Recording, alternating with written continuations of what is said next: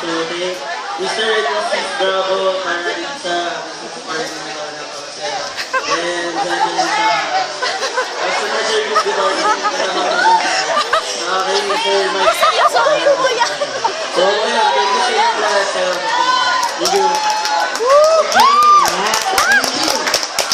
Si Lynette naman, Lynette. Gusto pa salamatan?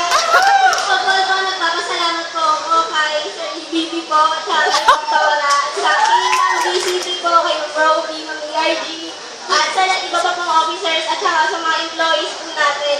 Maraming salamat po sa Christmas party na ito na binigay niyo sa amin. And then sa audit, tsaka sa accounting, pang pizza.